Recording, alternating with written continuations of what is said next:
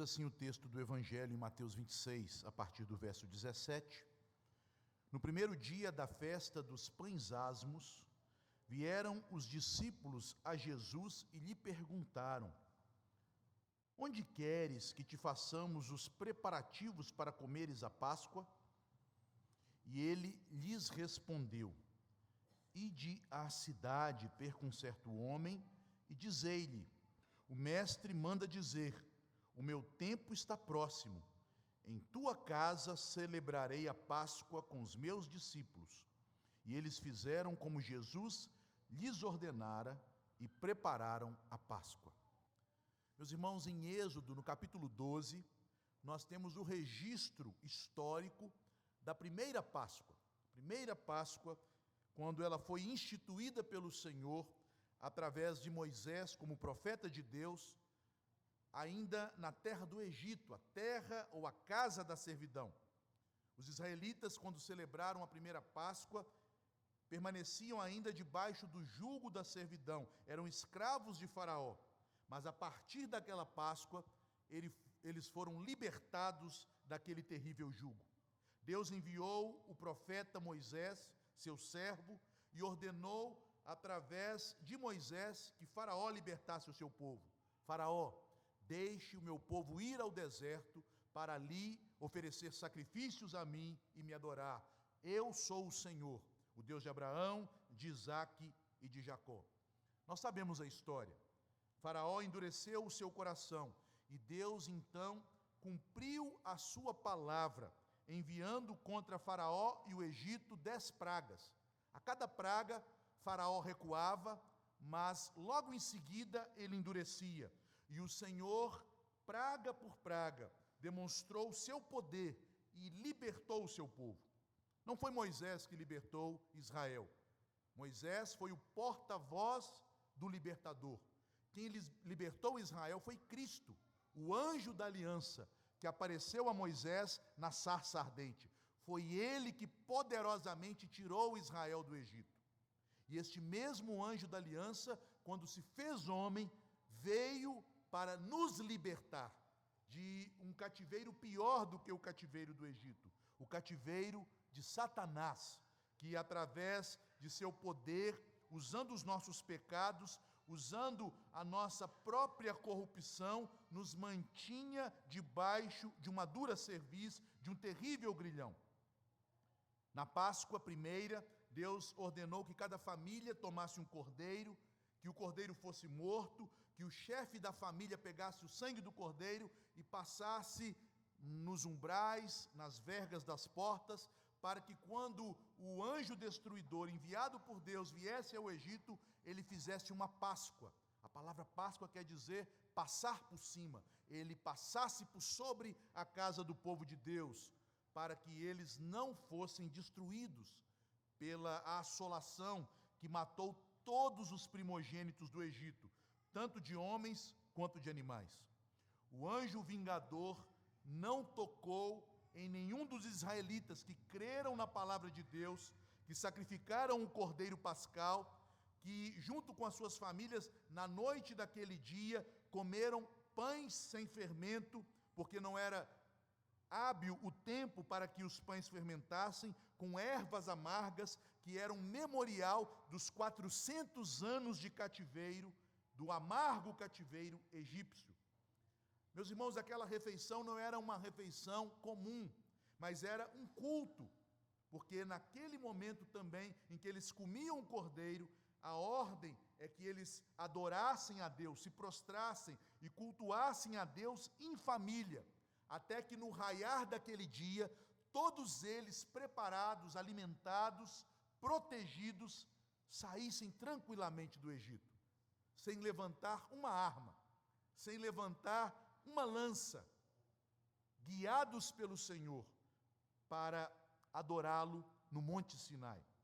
Esta festa, conforme a ordem de Deus em Êxodo 12, deveria ser celebrada anualmente, no primeiro mês do calendário judaico, chamado mês de Nissan, a partir do dia 15 do mês de Nissan, na noite que abria o dia 15. E esta festa duraria uma semana, porque ela seria ligada à chamada festa dos pães asmos, que é o episódio que lemos aqui em Mateus 26, 17. Os três evangelhos chamados sinóticos, Mateus, Marcos e Lucas, eles declaram que Jesus foi morto na Páscoa. João, ele faz não uma declaração direta, mas uma declaração indireta desta verdade. Então nós sabemos que Jesus foi morto na Páscoa, principalmente pela narrativa de Mateus, Marcos e Lucas. E nós precisamos, meus irmãos, definir o que significava a Páscoa para os judeus, ou este momento do calendário judaico. A Páscoa, a palavra Páscoa, era usada pelos judeus nos dias de Jesus para se referir pelo menos a três coisas. Em primeiro lugar, a Páscoa significava uma refeição que cada família de israelitas tomava na noite do dia 15 do mês de Nissan, que era o primeiro mês do ano, que equivale no nosso calendário aos meses de março e abril, final de março e início de abril. Então a Páscoa se referia àquela noite em que as famílias reunidas comiam o cordeiro da Páscoa, junto com os pães asmos, junto com ervas amargas, e ali também eles bebiam o vinho, que era chamado o fruto da videira. Mas a Páscoa também se refere ao dia inteiro, não apenas à noite e à refeição sagrada. Todo aquele dia, conforme a lei que foi dada por Deus através de Moisés, era chamada dia da Páscoa, um dia santo. Meus irmãos, o sábado no Antigo Testamento não era apenas o sétimo dia. Todos os dias que Deus separava e santificava, e não apenas dias, mas todo período de tempo que Deus separava e santificava, era chamado no Antigo Testamento de sábados. Então aquele dia da Páscoa, que era o dia 15 do primeiro mês, não importava se ele coincidisse com uma segunda, uma terça, uma quarta, uma quinta, uma sexta, aquele dia era um sábado, o sábado de Páscoa. Então, sábado na Bíblia não é propriamente um dia da semana, ou o nome de um dia da semana. Sábado na Bíblia é o dia de descanso e consagração a Deus. E todos os tempos que Deus consagrou eram chamados de sábado. Vejam, até mesmo o sétimo ano era chamado de ano sabático, o ano de consagração da terra a Deus. E o 50º ano era chamado de um sábado anual do jubileu. Então havia um sábado. A Páscoa era uma refeição e a Páscoa era todo aquele dia, que era um sábado. Não se poderia trabalhar naquele dia. Esse dia deveria ser guardado para o descanso do corpo e para as atividades de culto. Mas de uma maneira mais ampla, toda a semana, toda aquela semana em que era celebrada a festa dos pães asmos, também era chamada de Semana da Páscoa. E por que isso é importante? Porque Cristo instituiu a ceia na Páscoa, na noite da Páscoa, na refeição pascal. Mas ele morreu na sexta-feira, que era o dia da Páscoa. E ele ressuscitou no domingo, que fazia parte da semana da Páscoa. Vejam, meus irmãos, que preciosidade desta informação. Toda a obra redentiva de Cristo, a última ceia, sua morte e ressurreição foram na Páscoa. A ceia, abrindo a Páscoa, na refeição pascal, sua morte no dia de Páscoa, aquele sábado sagrado da Páscoa, e a ressurreição no meio da semana da Páscoa. Portanto, nós devemos entender a Páscoa como os judeus a entendiam, não limitando a Páscoa apenas àquela refeição, mas ao dia e à semana em que eles rememoravam o seu período no Egito de cativeiro e a grande redenção que receberam do Senhor. Um rememorar que apontava para algo superior, que seria realizado por Cristo e que foi realizado na Páscoa. O texto, então, que acabamos de ler, nos fala do início, ou da preparação para a Páscoa. A Páscoa vai ser preparada. Mas, ao contrário do que o texto pode nos levar a pensar em uma leitura superficial, não foram Tiago e João que prepararam a Páscoa. Os dois discípulos aqui são Tiago e João, conforme está escrito em Lucas. Quem preparou a Páscoa foi Deus, o Pai. Deus, o Pai, preparou Jesus para oferecê-lo como cordeiro pascal, que veio para nos redimir no tempo determinado.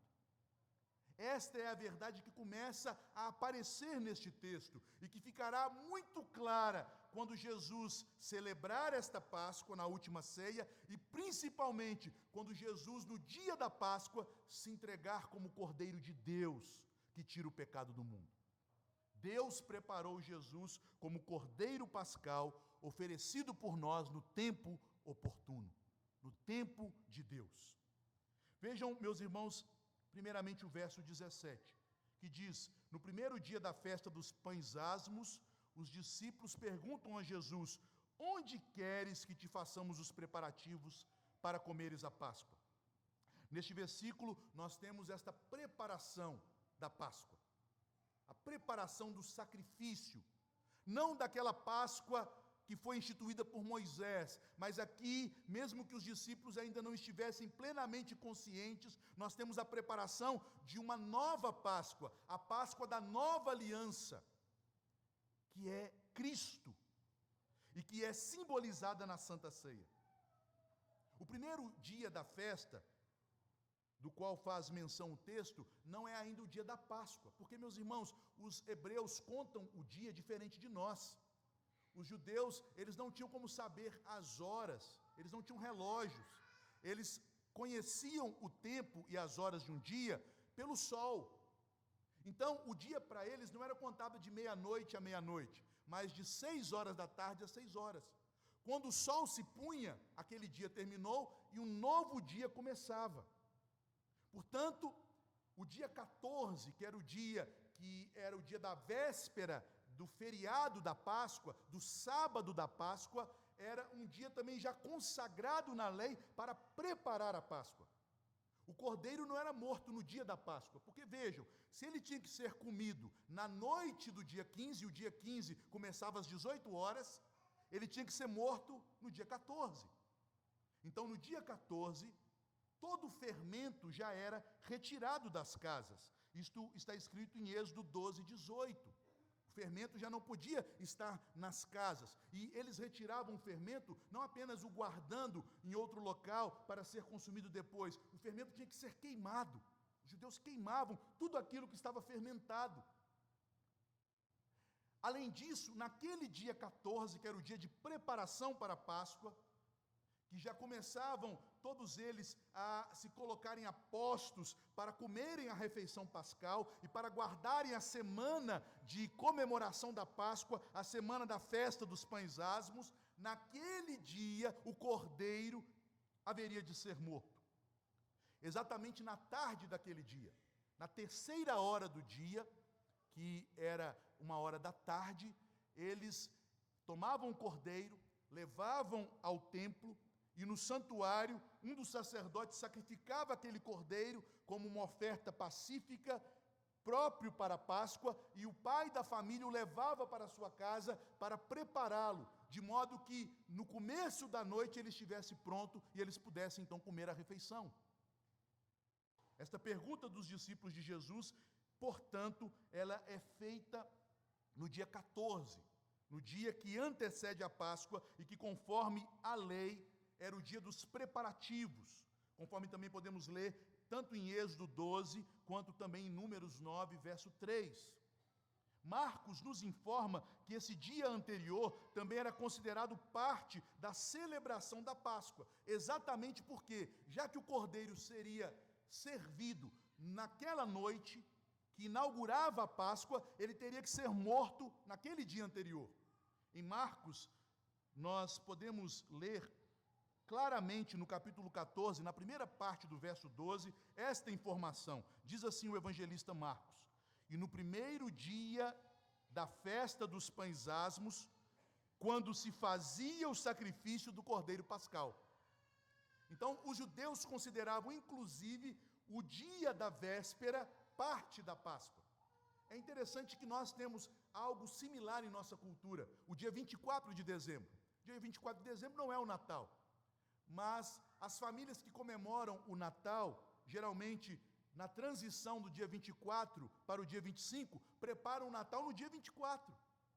Elas já se preparam, já fazem as compras, preparam a ceia, fazem todos os preparativos para um jantar que abre aquele dia. O mesmo acontecia na Páscoa.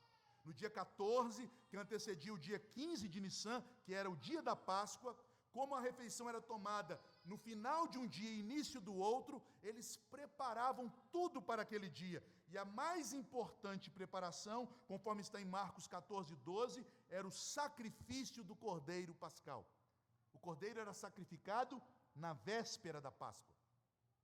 E é isso que os discípulos estão perguntando para Jesus: Senhor, quais são as instruções para prepararmos a Páscoa? Temos que comprar o cordeiro, temos que levá-lo ao templo para ser sacrificado, temos que providenciar os pães asmos, as ervas amargas, temos que trazer o vinho, os 4 cálices. Vou falar mais disso quando falar da ceia, que eram chamados 4 cálices da bênção, cada um apontando para uma das promessas de Deus em Êxodo 6, que foram cumpridas de maneira parcial na Páscoa ou na libertação de Israel do Egito, mas que se cumpriram de forma plena e total em Cristo. Senhor, o que nós faremos para preparar? Já estamos no início do período pascal. Os discípulos deveriam adquirir todas estas coisas, adornar a sala, colocá-las em ordem, para que quando Jesus viesse, como, lembrem-se, quem fazia o culto, a liturgia da Páscoa, era o chefe da família. Então, quando Jesus viesse como chefe daquela família espiritual, uma família composta por ele e seus discípulos, tudo já deveria estar no seu devido lugar. Eles precisavam também de um local adequado para que aquela refeição, que era um culto familiar, fosse tomada. E era o papel, como eu disse, do chefe da família liderar a liturgia, a cerimônia. A família preparava tudo aquilo que era necessário e na hora certa o chefe da família lideraria a família naquela cerimônia. Há breves instruções sobre como esta liturgia era feita em Êxodo 12, versículos 26 e 27. Diz ali a palavra de Deus: quando vossos filhos vos perguntarem, então aqui Moisés está instruindo o povo a respeito da Páscoa, que seria celebrada na terra de Canaã. Quando vocês estiverem em Canaã e forem comer a refeição pascal, a partir das 18 horas daquele dia 14, e às 18 horas, então já era o dia 15 no calendário judaico, e vocês estiverem reunidos como família, e os vossos filhos os perguntarem: que rito é este? Então não era uma simples refeição. Cada parte da refeição, ela era antecedida por uma bênção, pelo cântico de um dos salmos, do chamado Halel.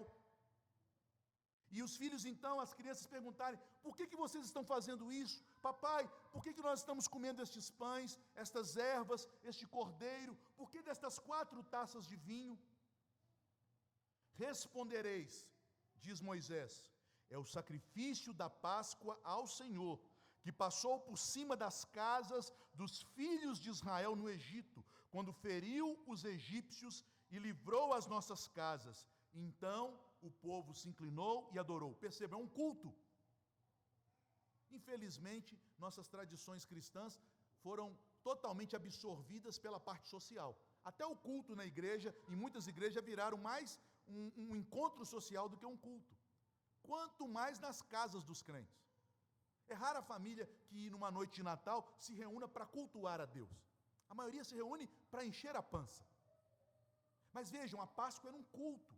As crianças tinham que ser instruídas. Este rito, meu filho, significa isto, isto e isto. Eles deveriam, então, ser conduzidos à oração e à adoração. Eles se prostravam e adoravam.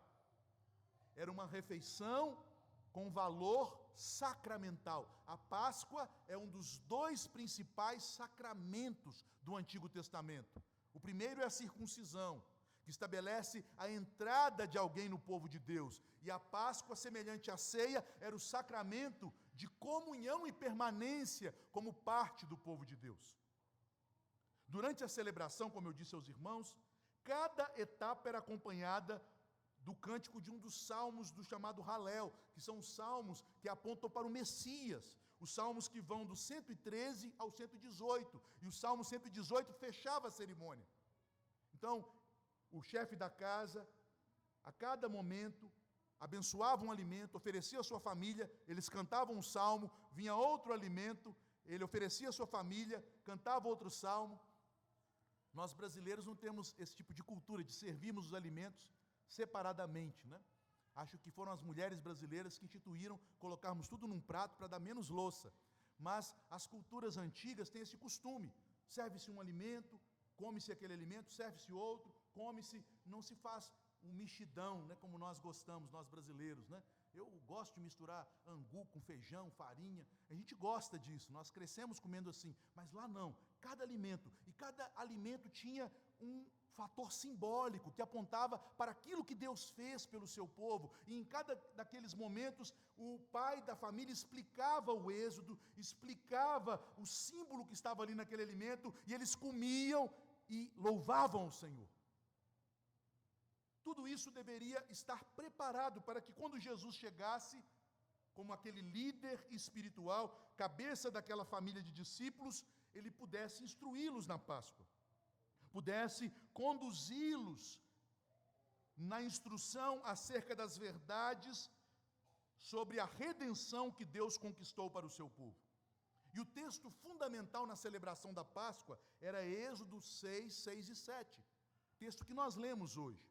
E ali as 4 promessas de Deus eram lembradas em cada uma das etapas da refeição. Era lembrado: eu vos tirarei de debaixo das cargas do Egito. Deus nos santifica, Deus nos tira do Egito para ser o seu povo. Em segundo lugar, eu vos livrarei da servidão. Deus não apenas nos tira, mas Deus nos livra de sermos um povo escravo, Deus nos torna um povo livre. Terceiro, eu vos resgatarei com o braço estendido. Deus nos resgata, Ele nos redime, Ele paga o preço por nossa vida. E por fim, tudo isso eu farei para torná-los o meu povo e para que eu seja o seu Deus. Esta é a principal bênção da aliança. Os teólogos têm chamado esta bênção de princípio Emanuel. O princípio Deus conosco, é Deus dizendo: o pecado separou o homem de mim, mas agora a minha obra redentiva vai novamente unir o meu povo a mim. Eu vou me reconciliar com vocês, eu vos purificarei para que vocês sejam o meu povo, eu seja o vosso Deus e eu habite no meio de vós. Então isto era a cerimônia da refeição pascal. Na última Páscoa, percebam, meus irmãos, que vai ser preparada pelos discípulos de Jesus, que vai ser celebrada por Jesus com os seus apóstolos, não estavam a família de Jesus carnal. A ordenança de Moisés é: cada chefe de família tomará um cordeiro, e cada chefe de família instruirá a sua família. Mas na última Páscoa não estavam Maria e os irmãos de Jesus. Por quê? Porque o próprio Jesus declarou: qualquer que fizer a vontade de Deus, este é meu irmão, minha irmã e a minha mãe. A família de Jesus são seus discípulos. Nós sabemos que Maria e os seus irmãos também se tornaram e também eram da sua família. Mas Jesus não deu este lugar de honra para Maria e para os seus irmãos. Este lugar de honra, de participarem com Cristo da última Páscoa, de receberem a ministração de Cristo como cabeça da igreja da última Páscoa, foi dado aos apóstolos e representativamente a todos nós que cremos no Evangelho dos apóstolos. Portanto, Maria não está acima de nós. Maria está conosco, em uma mesma comunhão. Se Jesus quisesse dignificar Maria acima dos demais cristãos, Maria estaria presente na última ceia. Maria estaria presente na última Páscoa, mas ela não foi convidada àquela mesa. Foram os apóstolos, porque eles constituíam de maneira simbólica, representativa, a igreja edificada não no fundamento de Maria, mas no fundamento dos 12 apóstolos do Cordeiro, conforme a visão de João em Apocalipse 21:14, que vendo a nova Jerusalém, a igreja glorificada, ele viu que a cidade tinha 12 fundamentos, e em cada um dos fundamentos o nome de um dos 12 apóstolos de Cristo. Em nenhum lugar da cidade há o nome de Maria escrito. Isto não diminui nada Maria, a honra que é devida a ela, mas colocá-la numa posição que não lhe pertence é ir contra Cristo, porque é ir contra a palavra de Cristo, a palavra de Deus. Mas vejamos agora o versículo 2. Onde queres, Senhor, que te façamos preparativos para comeres a Páscoa? O versículo 18 traz a resposta de Jesus. E o ponto essencial desta resposta é que esta Páscoa indicava a chegada do tempo oportuno, do tempo da redenção de Israel, do tempo da salvação do povo de Deus. Todas as demais Páscoas que foram celebradas ao longo dos séculos, todas elas, meus irmãos, durante mais de 1400 anos, todas elas apontavam para aquele momento, para aquele tempo oportuno, para aquela última Páscoa e primeira ceia. Jesus, ele dá orientações aos seus discípulos sobre como eles haveriam de encontrar o local adequado para que a Páscoa fosse organizada e preparada. E Jesus então diz: ide à cidade ter com um certo homem. Esta expressão no grego, certo homem, ela implica que a pessoa em questão não era um estranho. Embora Jesus ou o Espírito Santo não quis dar a conhecer o nome desta pessoa, ela ficou anônima, e há um propósito nisso. Era um discípulo, uma pessoa conhecida, um certo homem, uma pessoa específica, uma pessoa que era conhecida de Jesus. Portanto, é muito provável que ele fosse um discípulo. Na tradição cristã, nós temos até uma conjectura quase que unânime sobre quem é esta pessoa. Era o pai de João Marcos, porque foi na casa de João Marcos que a igreja se reuniu no Pentecostes. Foi na casa de João Marcos que a igreja se reuniu para orar quando Pedro estava aprisionado por Herodes. Então, João Marcos era de uma família proeminente em Jerusalém, mas uma família de pessoas que creram em Jesus, e na sua casa a igreja em Jerusalém se reunia constantemente. Então, muitos dos pais da igreja declaram que este certo homem, quase com certeza, deve ter sido o pai de João Marcos. Mas o evangelho quis mantê-lo anônimo, diferentemente do que aconteceu com aquela mulher que dias antes havia ungido a cabeça e os pés de Jesus com um precioso bálsamo, que estava dentro de um vaso de alabastro. Esta mulher é identificada por João no Evangelho. É Maria, irmã de Marta e de Lázaro. Mas este homem, que é tão importante nestes momentos finais da história de Jesus, não é identificado. Nós sabemos que um Simão Cirineu carregou a cruz. Nós sabemos vários detalhes sobre estas circunstâncias, como Maria, de um Simão leproso que oferece um banquete para o Senhor. Mas este certo homem fica aqui incógnito. O Evangelho não revela quem é. Mas o Evangelho revela quem são esses discípulos, a quem Jesus deu ordens que preparassem o lugar para a Páscoa. Está lá em Lucas 22:8. Lucas diz que eram eles Pedro e João, portanto, os discípulos mais próximos de Jesus. Eles são responsáveis por irem à cidade. Porém, meus irmãos, estas coisas que aqui são colocadas servem para nos revelar a divindade de Jesus. Servem para nos mostrar que em sua onisciência divina, ele está no controle das coisas e não está sendo conduzido para um lugar que ele não queira. Porque veja como ele informa aos discípulos a maneira de identificar este certo homem. Ele diz: quando vocês entrarem na cidade e virem um homem com um vaso na mão, um cântaro, este é o homem. Isto não está aqui em Mateus, mas nós encontramos esta referência em Marcos 14, a partir do verso 12, e também em Lucas 22, a partir do verso 7. Jesus declara a Pedro e João que este certo homem estaria à porta da cidade com um vaso na mão. Pensem bem, meus irmãos, que nós podemos imaginar com a nossa mentalidade atual que poderia ter uma coincidência de ter vários homens andando pela cidade carregando água com um vaso na mão. Mas um homem com um cântaro, com um vaso na mão, era algo raríssimo.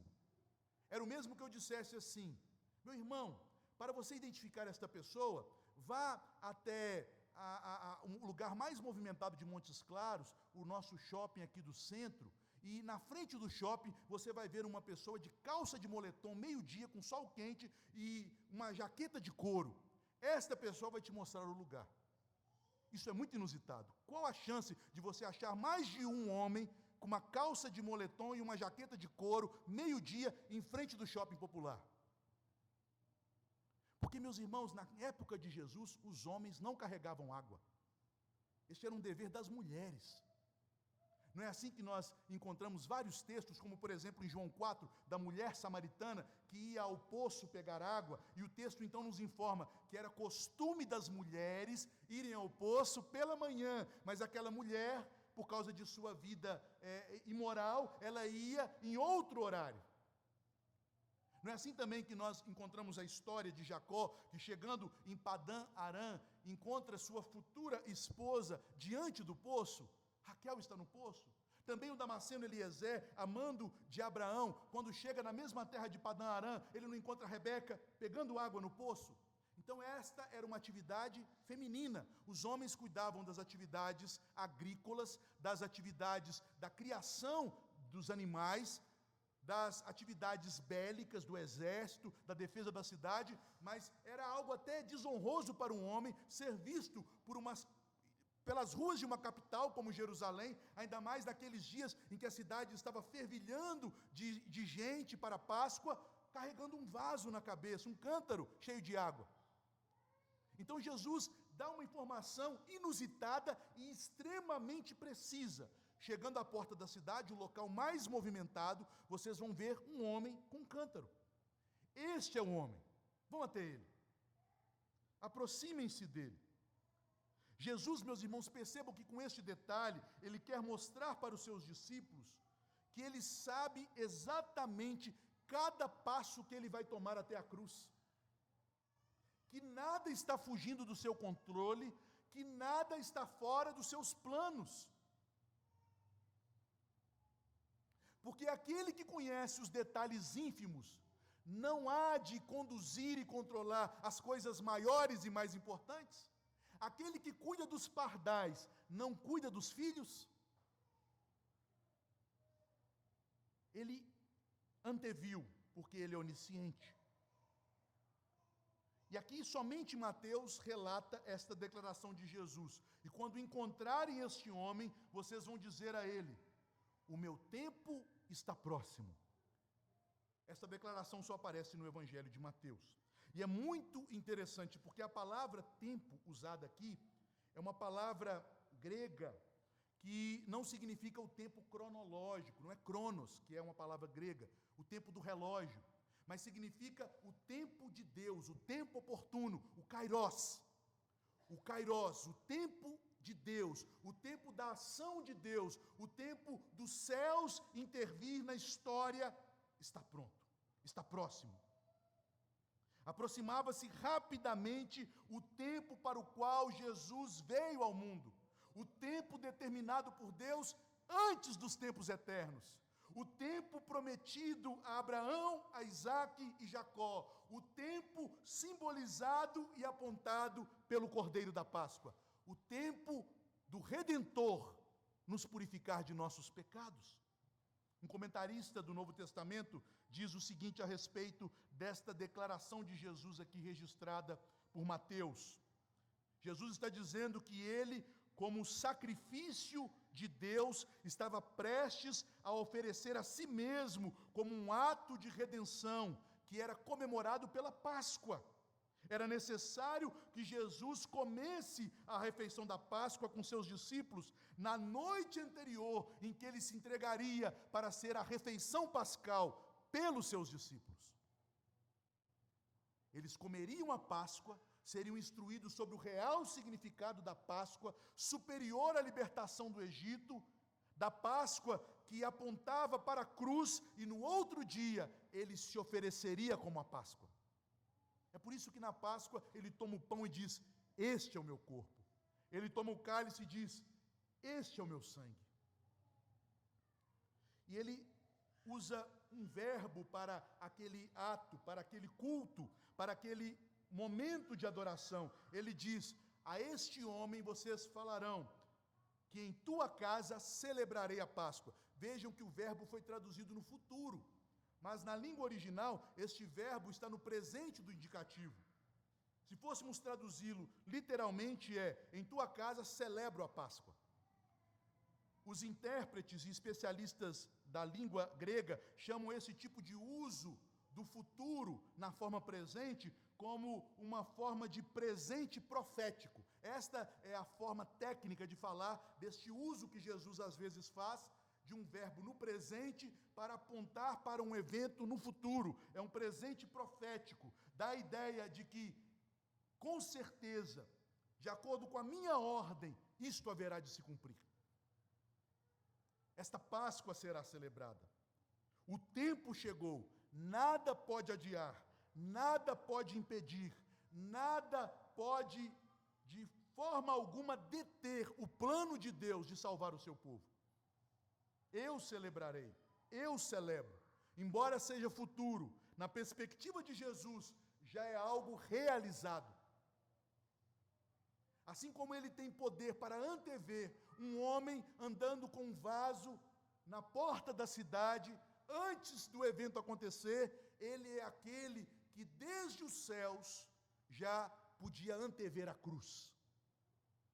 Ele é o Cordeiro que foi morto antes dos tempos eternos. Ele é o Cordeiro que veio para aquele momento, para aquela hora, para aquele tempo, para aquela celebração, para a salvação de seu povo. Chegamos então no verso 19. E aqui a Páscoa é preparada. E ao ser preparada, nós temos um indicativo do cumprimento daquilo que Jesus veio fazer. Obviamente, meus irmãos, que no verso 19, nós não temos a descrição do cumprimento das promessas redentivas, mas do cumprimento da profecia do verso 18, que é uma espécie uma entrada que aponta para aquelas promessas. Vejamos como este verso 19 deve ser compreendido então.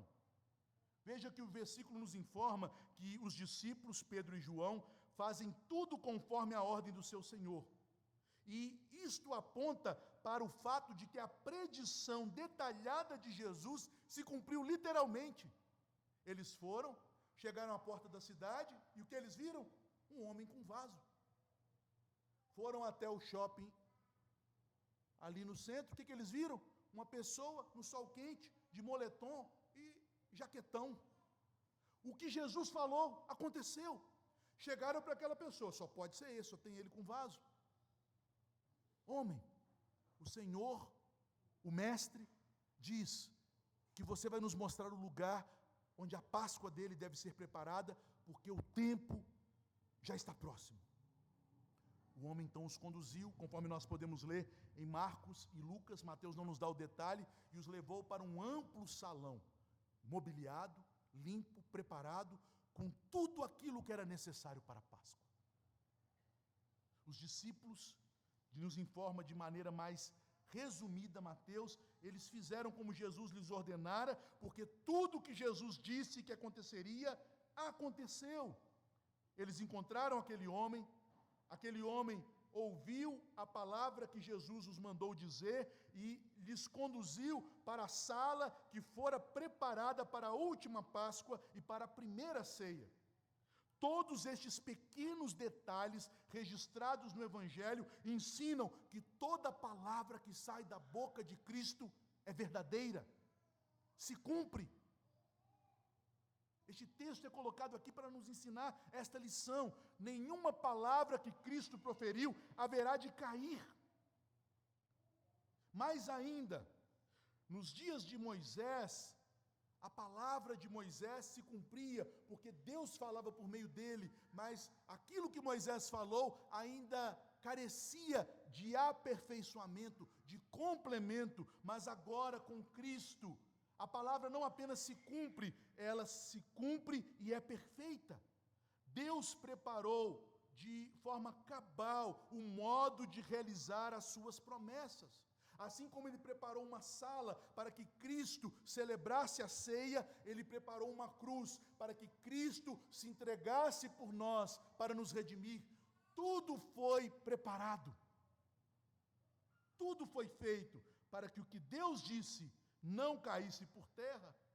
E o que cabia aos discípulos? Cabe aos discípulos crer e obedecer. Já pensou os discípulos dissessem assim para Jesus: Jesus está doido, um calor desse, uma pessoa de moletom no centro de Montes Claros, não vai acontecer isso. O quê? Uma festa, tanta gente na cidade, que homem vai se dispor a sair com um vaso? Isso é um trabalho feminino. E se encontrarmos esse homem, nós vamos falar com ele, ele vai nos conduzir, vai nos oferecer um lugar? Eles simplesmente fizeram o que o Senhor disse. O texto diz: eles fizeram como o Senhor ordenara. Eles fizeram como o Senhor ordenara. Eles ouviram as orientações, eles obedeceram e creram na palavra, e por esta razão puderam preparar a Páscoa. No entanto, meus irmãos, a Páscoa que eles prepararam não passava de um símbolo da Páscoa que Deus preparou para eles. Não passava de um símbolo da Páscoa que Deus nos serve, que é Jesus. Aplicando este texto, em primeiro lugar, vamos observar o exemplo deste certo homem. Por que Deus não quis que o nome dele fosse registrado? A respeito de Maria, o texto bíblico nos diz que o nome dela seria registrado para que em todo lugar que o evangelho fosse pregado, o ato dela fosse lembrado. Deste certo homem nós lembramos do ato, mas não sabemos a pessoa. Isso também, meus irmãos, tem um motivo que se aplica a cada um de nós, crentes no Senhor Jesus Cristo. Deus não quis que a identidade deste homem piedoso fosse transmitida à posteridade para nos ensinar que devemos trabalhar para o Senhor, devemos fazer boas obras e obedecer ao Senhor, devemos honrar o Senhor com aquilo que Ele nos deu, com aquilo que nós somos, com nossos dons e talentos, sabendo que mesmo que ninguém reconheça, mesmo que ninguém sabe, o Senhor nos conhece, o Senhor sabe. Isto é tão libertador, sabemos que trabalhamos para o Senhor e que no Senhor nosso trabalho não é vão. Devemos fazer nosso serviço a Deus sabendo que Ele é fiel e mesmo que não sejamos merecedores de nada, Ele vê e Ele retribui, Ele abençoa os seus servos. Em segundo lugar, ainda a respeito deste certo homem, veja que ele ofereceu liberalmente um lugar espaçoso, confortável em sua casa. Meus irmãos, Jerusalém era uma cidade naquela época de 25 mil habitantes. Mas nos dias da Páscoa, Joséfo chega a dizer que a cidade chegava a 1 milhão de pessoas que vinham à cidade para comemorar a Páscoa ali. Imagine quanto que era o Airbnb daquela sala. As pessoas que tinham residência em Jerusalém, elas lucravam grandemente na Páscoa, no Pentecostes e na festa das cabanas. Milhares e centenas de milhares de peregrinos ficavam acampados ao redor da cidade, como Jesus ficou acampado em Betânia, também no Getsêmani, no jardim, no entorno da cidade, para que durante o dia fossem ao templo. Somente poucos privilegiados, as famílias sacerdotais mais ricas, tinham morado em Jerusalém. Os irmãos devem se lembrar que o pai de João Batista, Zacarias, era sacerdote e não morava em Jerusalém, morava na Galileia. E só vinha a Jerusalém para cumprir os seus turnos no templo. Jerusalém era a Mônaco daqueles dias. Era o principado de Liechtenstein daqueles dias. Era a cidade de pessoas muito ricas. Mas veja, aquele homem anônimo ofereceu liberalmente sua casa para Jesus celebrar a Páscoa.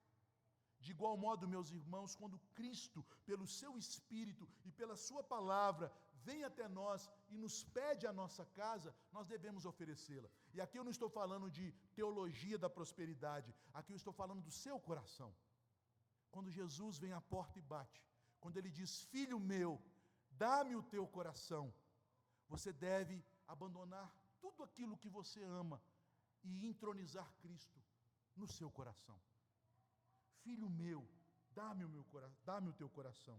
É nosso dever dizer: Senhor, entre em meu coração pronto e sincero eu te ofereço, faz morada neste coração como a tua casa, porque Ele é o nosso Senhor.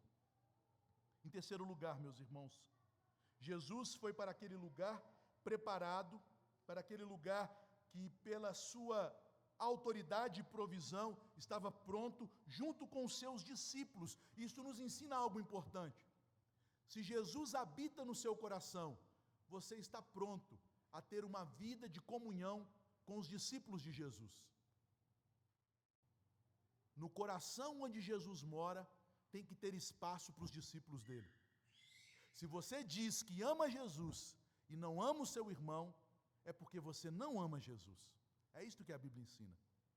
Perceba que aquele homem recebeu com honra não apenas o Senhor Jesus, porque, meus irmãos, embora nós sejamos pecadores, receber o Senhor Jesus para que Ele faça morada em nós é algo mais simples, porque Ele nos ama incondicionalmente, porque Ele não tem pecado, porque Ele nos trata de uma maneira que nos constrange com seu amor.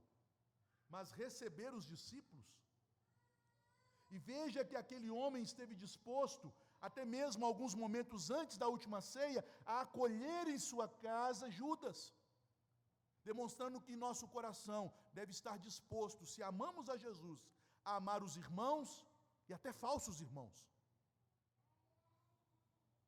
Seu coração recebeu Jesus? Então o seu coração recebe os discípulos de Jesus. E por fim, e o mais importante, Cristo é a Páscoa de Deus.